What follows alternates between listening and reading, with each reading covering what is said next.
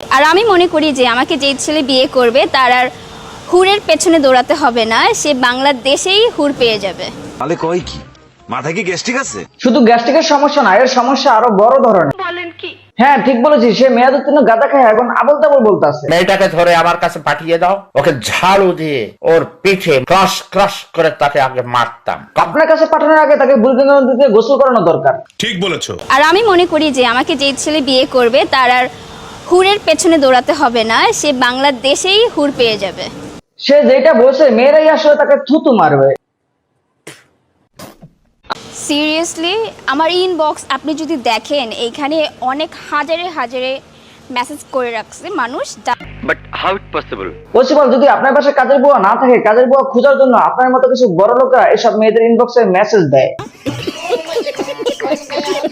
Message করে রাখছে মানুষ যারা এখানে বলতেছে যে আপু আপনার সাথে আমি দেখা করতে চাই, শুধুমাত্র ওরা দেখা করার জন্য আমার পেছনে লাখ লাখ টাকা খরচ করতে রাজি। আমি বিশ্বাস করি না।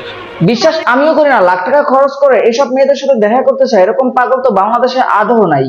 আর তারা যদি মনে করে যে 2000 টাকা আমাকে পাওয়া যাবে, সরি, ইটস নট মি। বাঙালিরা আসলেই লিজেন্ড, তারা জানে দামাদামি কইরা কিভাবে সঠিক দাম নির্ধারণ করতে হয়। মানে এটা কোনো কথা? এটাই কথা, সে আসলে গুলিস্তানের হয়ে গুলশানের দাবি করতেছে। এখন আপনাদের আমাকে দেখে কি মনে হচ্ছে? আপনাকে দেখে আমার মনে হচ্ছে আপনি পাবনা মানসিক হসপিটাল থেকে পালিয়ে এসেছেন।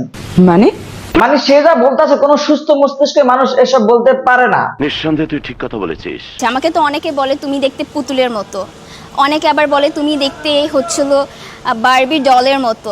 এখন আপনার কি মনে হচ্ছে আমি পেতনির মতো? আপনি দেখতে পেতনির মতো কিনা তা আমি বলতে পারতেছি না, কারণ আমি কখনো পেতনি দেখি নাই। যে পেতনির মতো কিনা তা কিভাবে বুঝবো? আমি যেটা মনে করি আমি দেখতে অনেক সুন্দরী, অনেক কিউট এবং গ্ল্যামারাস এবং অনেক সুন্দরী। এত অবাক হওয়ার কি আছে? আমাদের ভাগ্য ভালো, উনি বিশ্ব সুন্দরী দাবি করে নেয়। আমি বিশ্বাস করি না। বিশ্বাস আপনাকে করতেই হবে, কারণ পাগলের মুখে যা আসে তাই বলে। তোর মাথা নষ্ট। মাথা তো তার আগে থেকেই নষ্ট।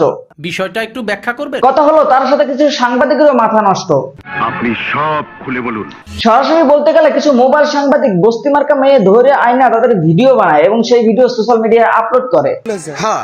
কিছু প্রতিবাদী ব্যক্তি সেই ভিডিও কমেন্টে এসে গালিগালাজ করে। বাংলাদেশের ঘরে ঘরে। জি ঠিক বলেছেন, বাংলাদেশের ঘরে ঘরে এখন প্রতিবাদী মানুষ পাওয়া যায়।